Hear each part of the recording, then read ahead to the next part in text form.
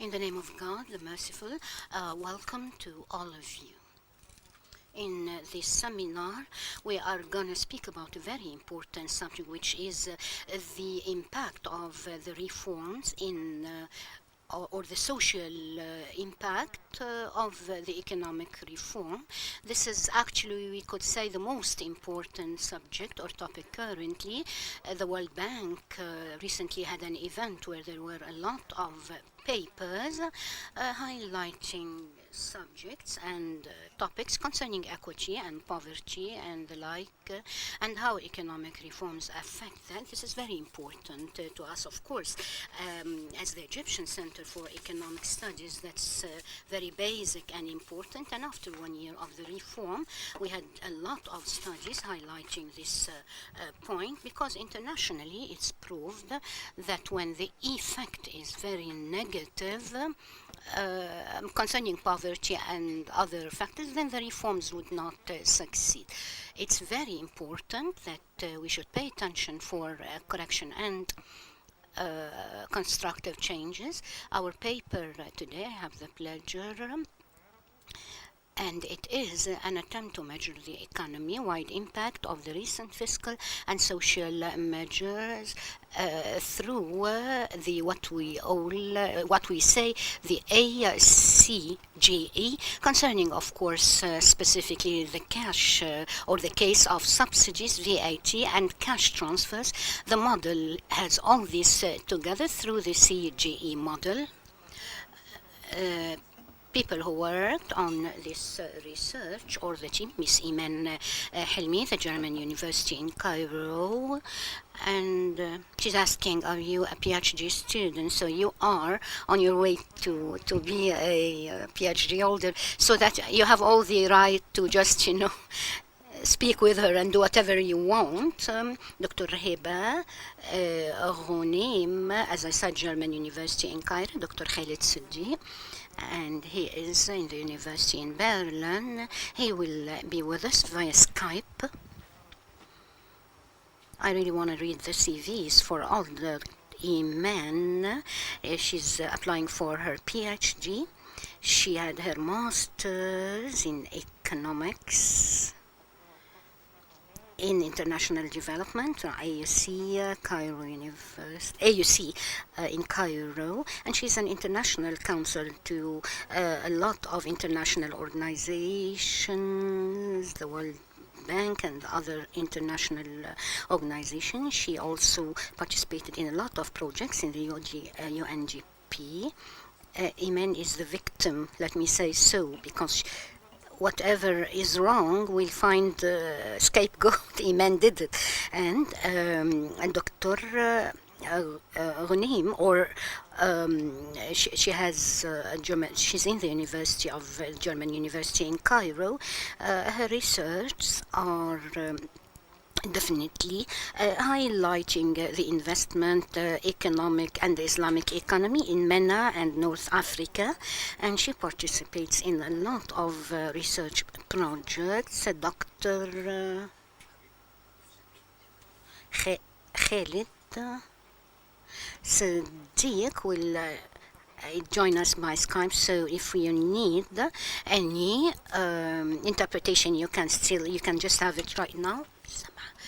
And he is in the agricultural trade and agricultural group and he's also a social and economic professor in Khartoum and Sudan. In 2016-2019, he's a research fellow in the University of the United States of America, and he obtained a rehabilitation and master degree in economics in the University of Ghoneim. She's asking in Germany with a German name, and University of Khartoum, and he's also a professor in the synergies concerning the use of water and food in developing countries.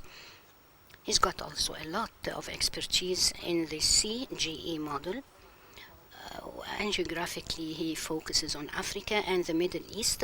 These are the the research paper authors that we published in the ECS, and they are our guests and speakers. On my right side, we have a real mixture of good friends. That's before anything else. Dr. Maged Osman, the CEO and Managing Director of Basira. We also, and he was the Minister of IT and Communication 2011.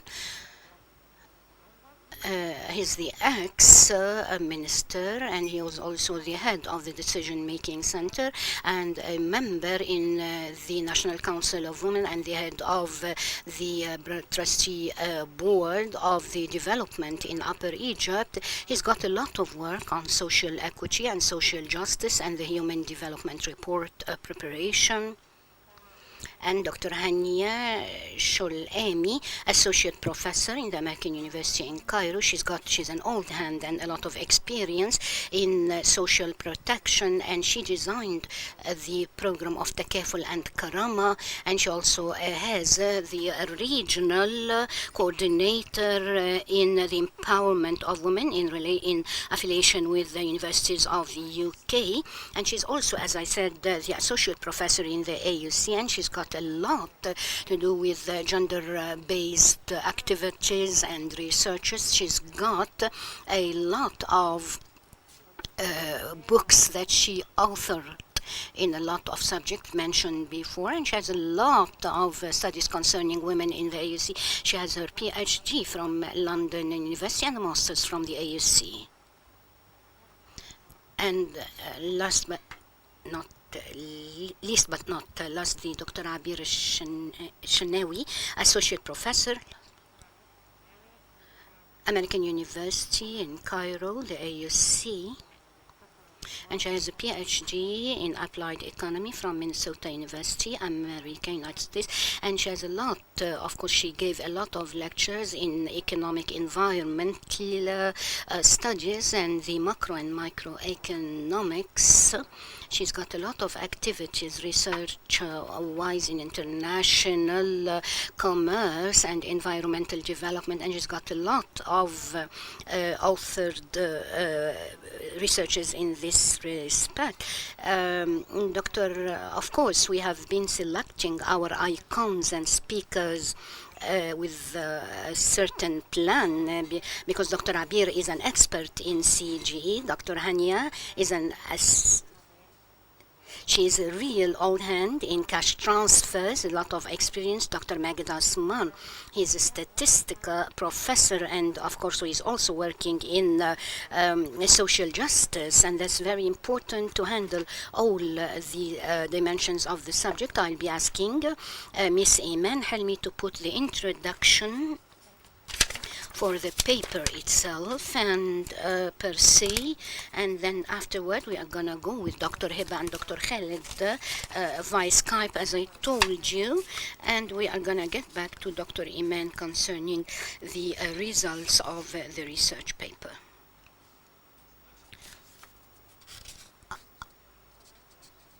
I thank all of you for attending, and I thank Dr. Abla for the invitation and allowing us to have the preliminary results in our research with ECS last month, and it's part of the research project that we started in 2017 with the German university, where we have Dr. Khalid gonna get into the model with more details, and we'll have about 30 minutes presentation. It will be divided into 4 segments. We are starting with the introduction with Dr. Heba, and Dr. Khalid will then explain the model a bit in brief, and then I'll put forward all the scenarios that we have been interested to measure the economic impact of the research for all the reforms recently, and we'll get into results. Dr. Heba, please have the mic. Good morning. Of course, there are a lot of concern about the economic reform project, of which the results were a change in the economic and fiscal policies, social policies, cash policies, and even policies that are good triggers for the SMEs and investment in this respect. However, our main concern is our fiscal and social policies related to the welfare of individuals. At the very start, we concentrated on the role of subsidies on individuals. So if we look into this chart below, we found that 2010-2011, the subsidies represent 31% of the public expenditure. And in 2015-2016, it was down 25%. And that was the first incentive to measure the impact concerning this number, of course, on other factors, and synchronization with this figure is the way we started changing from the sales tax to the value added taxes, and the change in the social policy, starting from in-kind subsidy to cash subsidy, and directing the subsidy for the most vulnerable and low-income groups. So these three policies came together in concurrency. So this, of course, pushed us to have to measure two important things. Our objective is to measure the economic impact to these policies, which is the VAT, in addition to subsidies, alleviation, and the petroleum and other commodities, and to change to the cash subsidy. It's expected that these policies would lead to money saving, and that was our second objective.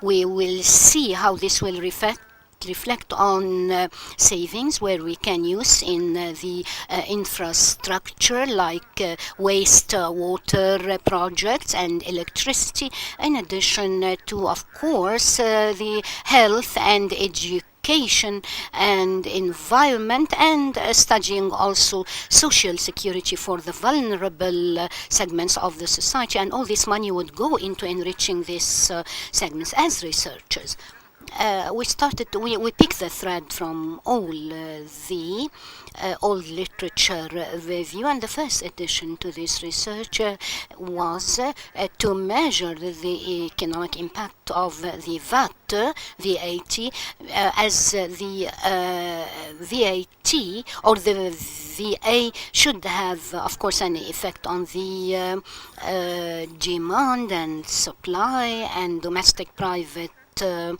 consumption related to international literature. That was the first contribution, where we can change the data and some of the models dimensions to add the VAT in order to measure its impact. In addition, we have a second dimension, which is measurement or measuring the effect of phasing out of subsidies, and in a way which is gradual, concerning health commodities and petroleum commodities. The third addition to the research, we tried to look into the effects of other suggestions, in addition also to the cash. These are sort of depressive or shrinking effects, and that was the reason we want to have a prevention measure for the families. The added value here is that we wanted and were interested to look into suggestions that we need next to the cash transfer in order to have a fruitful results for economic reform. Now we are going to get into Dr. Khalid Siddig. He will be giving us some clues about our research toolkit. Good morning for all of you. Greetings from Berlin. I will try to speak in Arabic, although I don't have this Sudanese accent, but that would be good to start. First, I will speak about the model in general and summarized way. This model is subjected to putting forward the concept of economics in relation to cash transfers and social saving programs. We can start to speak about, let's say, the household economy in the macro dimension, because all the components get down to families. Some of the individuals of these families are working in the government, and that's the household economy. There are also the household producers, and we have the investment sectors with all those working. So economics can be presented as the domestic family household economy and what is related to this. And consequently, that's the track we are going to take.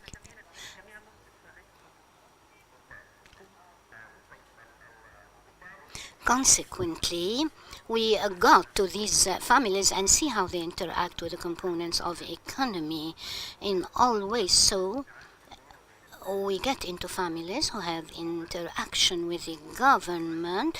Are they paying taxes to the government? They are paying direct taxes on the income and sub-direct taxes concerning some rights of the workers, in addition to the assets and capital and the lands and all these points and issues. At the same time, they have the social welfare programs from the government, and this is related to the vulnerable families because they have a lot of social transfers advantages. Consequently, in order to find a methodology to show all these relationships among the economy institutions like government, families, and other components, in addition to the markets and the outlet retails and the market of labors and capital and lands. We do have this slide showing why did we choose the CGE model. Why are we using it? Because this model encompasses the methodology through which we can get all the relationship between the different components of the economy. And we also have two important points. If we take wheat or flour, for example, the downstream components, as they are mentioned, this will be enjoying some subsidies. The bakeries will also be of good use to industrial sectors that make use of flour in an indirect way, and people who produce, like farmers and those who cultivate wheat, and they are working in fields and farms and lands, so they are into the picture. We do have this as the calculated CGE model. The next slide, we have a certain objective is the integration and the inclusiveness of the CGE models, which means that we have, for example, this example, when the government impose a certain tax on a commodity, definitely all the economic factors get into relationship with each other, maybe 2 years ahead, because these people propose the good, and this, of course, will, since the price is high, demand will go low. That's why we do need a model that would solve these dilemmas or problems that are faced by the economy.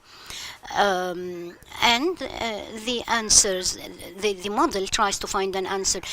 This slide has three equations to look into the component of this research, and number one is the sources of government expenditure, and the first one is the expenditure used by the government to buy goods and commodities, HIGov comes, and this is a parameter that calculates the value of transfers from the government to the families, so a government expenditure in the form of social transfers to the household. Dimension H, we have a lot of families in our database used in this model. We have 10 segments, which means that all Egyptians will definitely belong to these 10 characteristics of the families, which is divided along to the rural areas dimension,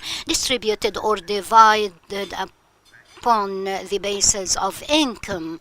So there is inclusiveness because there are the household benefits from the government. The third equation shows us the household income, and it's the dimension of H. The families have a lot of dimensions. The first one is the government transfers, and this is part of the household income. The second component is the inter-household transfers, which comes from one family to other family, and then the most important one, which is number 4, the transfers from the government, the domestic income transferred from the third equation shows us how the taxes are calculated. The model of the sales taxes is shown to how the way to be added to the model, and also getting into consideration the consumer price, which is affected by the subsidies. The next slide is of course related to the social accounting sources. It's a matrix, as you can see, where you can see the dimensions of the accounts, and the account in the columns get back to the expenditure, and the income is recorded in the rows, and this would lead that this accounts would give us the input and the output, or income and the expenditures of any account will be in this schedule vertically and horizontally. Sometimes the market is in an equilibrium form. We might face this stage, but pragmatically these families should be in the equilibrium phase, because if they have low income, they have to borrow money, and this borrowed money or the debt would be added to the income, and this equals to consumption. And definitely economy should be in the equilibrium stage. This is a must. You can't escape that state. All interactions that take place in economy at a certain time are years. Our model use a detailed, very detailed model. We'll get into that. I'll stop here because we have the last slide where there will be an addition of the VAT taxes to the model, and of course the added value is one of the most important components in Egypt, as it's one of the main policies changes that got into the economy, and we have to use a model that takes into consideration the added value, and these are some of the equations where we have the additions of the VAT. If you have any question concerning the model, maybe we'll have time, and I'll give the chance to Miss Imane Helmy to take the presentation. But please, Dr. Khalid, be with us during the presentation to hear the comments and the questions. Thank you.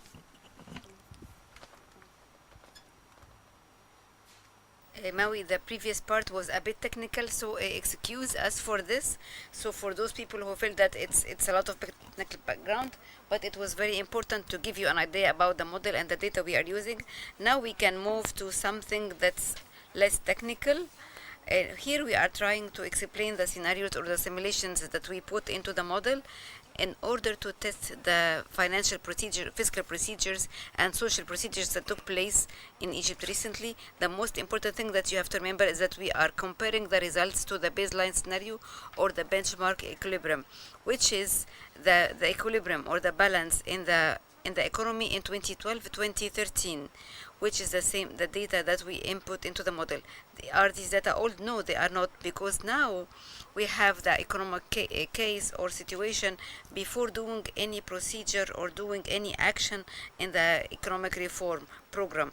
So it's important to have the data of pre or after any economic policy or that I'm trying to apply. I have to measure its impact compared to the baseline scenario. So when I present the results, so you will always find that I am comparing a percentage change to the baseline scenario we have. What we thought to do, the first three simulations or the first three scenarios related to our main objective is try to measure the economic impact of the fiscal procedures and social procedures mentioned by Dr. Heba at the beginning. What happened was gradual. That's why we try to reflect it in a gradual way. So like in the first simulation, we started with what happened in 2014-2015. There were rounds to remove subsidy from petroleum products. So we have tried to see the percentages, and the data was 99 products with a total of 231 accounts. All the details are here in the table. So we have seen the prices of the petroleum products that have been increased with a certain percentage, and we have also increased the cash transfer that happened this year, especially with Takaful and Karama programs. And we were lucky that when we worked on these simulations, that the impact evaluation of Takaful and Karama was not issued at that time, but we were lucky that after this we tried to modify it when it was issued last October. So we tried to find out the distribution as mentioned in the impact study in order to know the difference between the urban and rural areas, so that households are divided into 5 in the urban areas and 5 in the rural areas. So we are trying to reflect the distribution of the cash transfer. So in the second simulation, we have also added the VAT, which started in 2016 and 2017, and it was 13%, and it will be increased to 14% in the following year. Also in the third simulation, we have increased the allocations, which was increased in the supply commodities. The fourth scenario is presumptive. So we will see what happened when we remove all the subsidies on food products and petroleum products, and we try to use such savings in infrastructure like human capital, research and development, and also keeping the financial subsidy or cash subsidy for some categories. Why did we think of these sectors? We are trying to read the program of Egypt, which Egypt launches. So we have to try to see all the orientations and approaches or scenarios. So we will find that there is some sort of gradual move. And if you know that the constitution of Egypt 2014, you will find that these sectors are mentioned with a certain percentage of the GDP, so which should be dedicated to expenses, a certain percentage of these sectors. And also in the value added tax, in the law article 3 of VAT says that 1% of the revenue of the VAT will be spent on social protection programs. So I'm trying to give you an idea what we were thinking of while we were seeing these scenarios in order to know if these are realistic or not.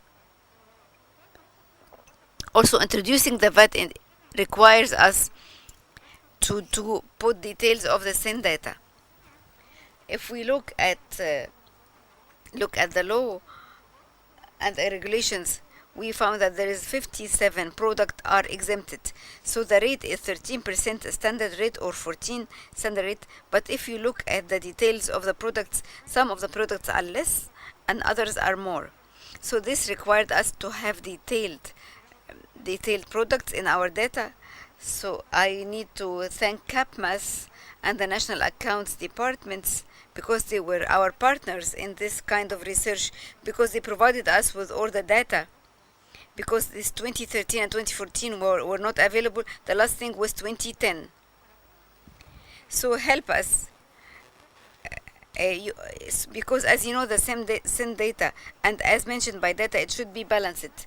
So because the total expenses should be just like the total revenues. If I played with the figure with 0.01, they will not be balanced in the economy. So they worked a lot with us, and I cannot mention the work done without thanking them. And also we have added the VAT as an account in the model to be reflected in the revenues that comes to the government, and also it was added to the price paid by the consumer. I will not go into the details. I know we have seen a lot of formulas today. I will not go into the details. Now we will go into the results which we came up with this work paper. The first thing, that when we talk about welfare or the welfare of the households, we found that though the basic beneficiaries of the cash transfer or the cash subsidy, but this was not enough to remove the negative impact of the financial procedures that was taken.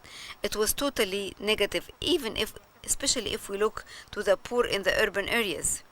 We know that sometimes the subsidy is more directed to the rural areas because of the poverty rates are much higher, but the first results or the preliminary results found that poor households at urban areas, those who have less income, were not covered in a sufficient way.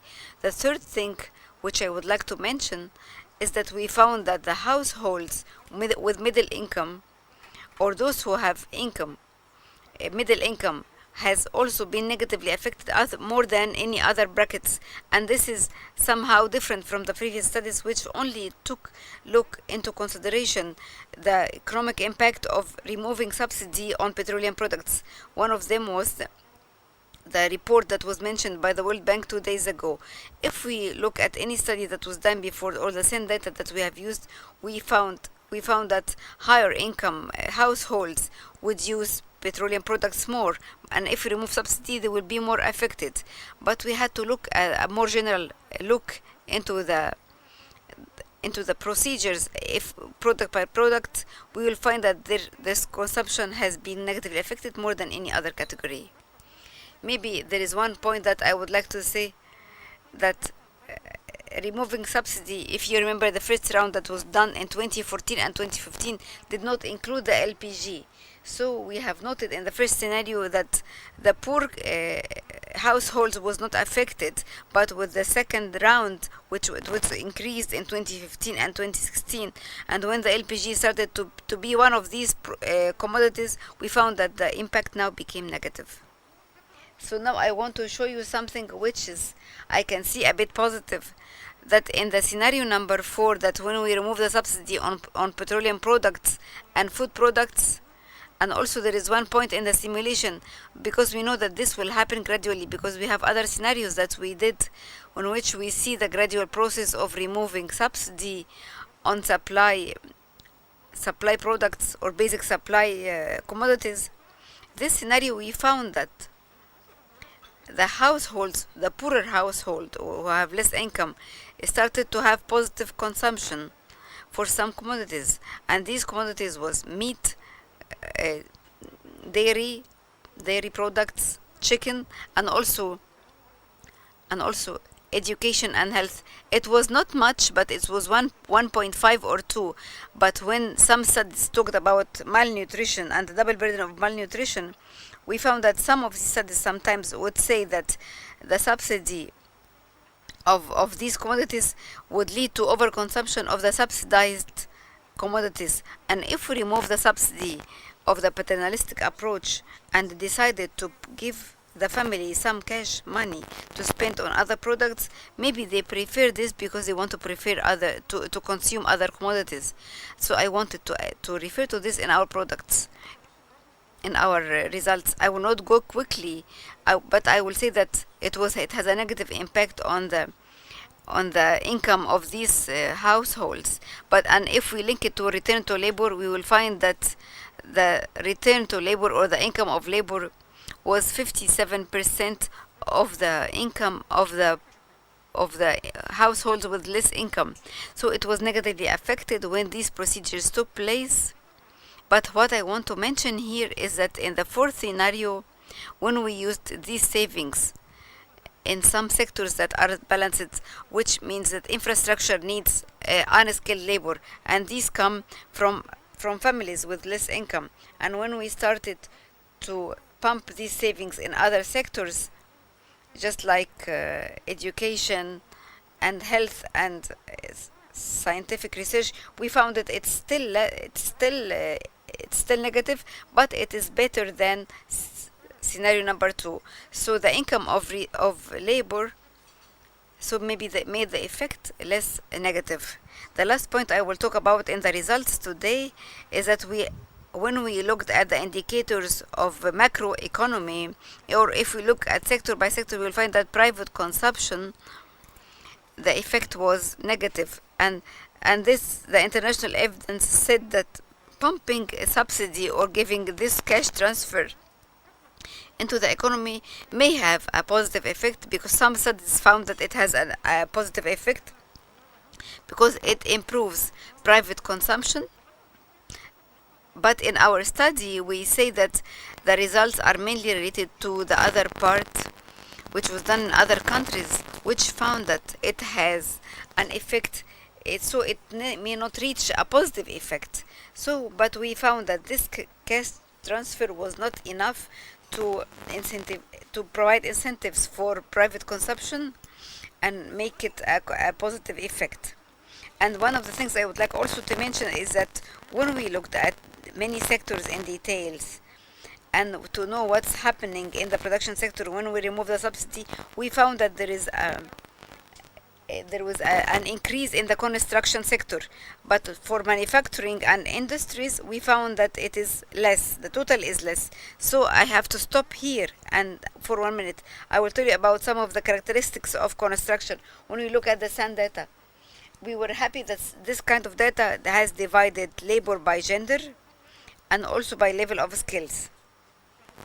So for construction, they need labor of unskilled labor, mostly will be men, and mostly from rural areas or households who live in the villages.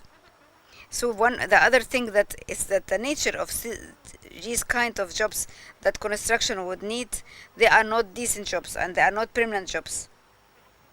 So these results would tell us that there was no redistribution of labor from the least productive to the highest productive. This, if we look at the manufacturing, for example, and construction. And also I have to remove the previous studies that was made on Egypt, which stated that the redistribution of these, when we remove subsidy on energy, but the results did not show the structural transformation happened. And maybe this may say that these studies, they are growing without changes. So I am growing, but the nature of jobs, they are not decent ones. So the last thing I would like to mention, that if we look at the subsectors of the industries or manufacturing, we found that the machinery equipment and the computer and electronics started to have a positive impact. So maybe we cannot look only into manufacturing, we have to look at sector by sectors. And the policies should be sector specific, because we have some sectors which has been negatively affected, other are positively affected. The last thing I would like to mention in the fourth simulation is that when we put some savings to other sectors, just like scientific research and education and health, we found that they started to have demand for labor in a positive way, and these sectors are they always ask for skilled labor, especially education. They need female skilled labor. So the positive externalities that can happen in the near future, or a bit or intermediate future is the employment of females. The concluding remarks here is what we talked about. We can say that the cash transfer is a solution, is a limited solution for the fiscal procedures that took place, and we cannot say that it is a mitigating procedure in order to reduce the burden of the procedures that took place. And also the cash transfer was not enough to provide incentives for the private consumption. And the second thing is that households with middle income, which started to be nouveau poor, if we can say, what kind of policies, because their profile is different, because the level of education and even aspirations for the jobs that they will be aspire for. And so the policies, maybe it's not necessarily that the social safety that we provide for most vulnerable one may not be suitable for them. And the last thing is the low productivity trap, or the idea is that always the labor maybe come from less productive sectors. So we have to look at these sectors in order to try to provide incentives for structural reform, because I should not just reach an X number of jobs, but I have to look at the quality. And as I mentioned, the sectors like scientific research, education, and health have more effect than what we have measured. They have effect on income, they have effect on mobility, and they have effect on social justice. Our limitations that we use a static model which measures the impact in a certain period of time, but it didn't look into the long-term effect, which is 10 to 15 years. So we are trying to work on a dynamic model. What we will do also is that to link the CGE results into micro simulations in order to analyze the impact on households as far as poverty, income equality. The last point which I will mention is that the CGE model segregates, isolate a certain policy, a social policy, and see its effect. But on the ground, there are many things that can be affected. So like if we will provide incentives for the business climate, this is something which will be reflected on our results. So we do understand that on the ground, there are things that can be affected by the results that we have mentioned to you, but we try through this data and through our model to segregate or isolate the impact of this policy and give you the results. Thank you.